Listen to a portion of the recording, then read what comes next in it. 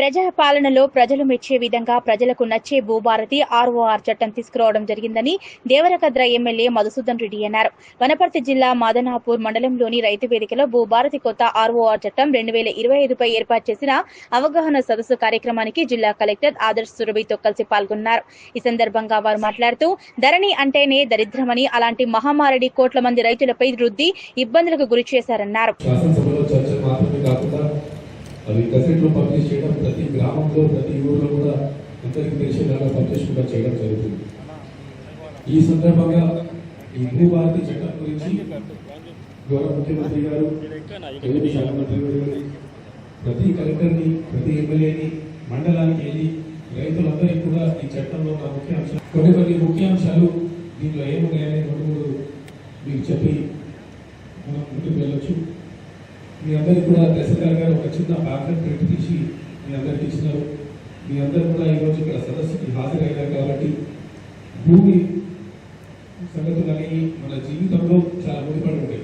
మన భూమి గురించి చెప్పుకుంటాము, చివరికి భూమి ఏదో ఒక రోజు మనకి కాకపోయినా మన మిత్రులకు, మన బంధువులకు ఏదో ఒక భూ సమస్య వస్తుంది.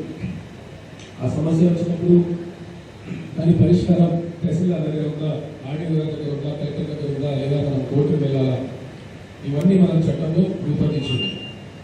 ఇదివరకు ఉన్న చట్టంలో తహసీల్దార్ గారి దగ్గరికి వెళ్ళి మనం ఒక అప్లికేషన్ ఇస్తే ఎంత సమయం ఉన్నా తీసుకోవచ్చు, కానీ దాన్ని ఎన్ని రోజులు ముగింపు పెట్టాలనేది స్పష్టంగా లేకుంటుంది.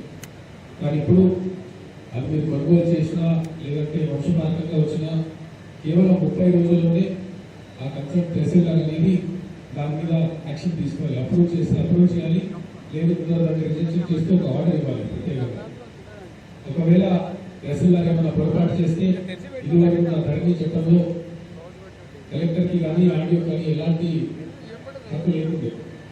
ఇప్పుడు ఇదివరకు కూడా రెవెన్యూ వ్యవస్థ చట్టం చేసిన రెవెన్యూ వ్యవస్థ తప్పు చేసినా కూడా మేము కోర్టుకు వెళ్ళేది అని చెప్పేసి కలెక్టర్ కూడా నా దగ్గరకు వచ్చేది కూడా చాలా బాధ అనిపించేది. కానీ నాకు కూడా అనుమతి లేదు కాబట్టి, చట్టంలో నాకు ఎలాంటి శక్తి లేదు కాబట్టి నేను కూడా మీరు కోర్టుకు వెళ్ళాలని చెప్పాను.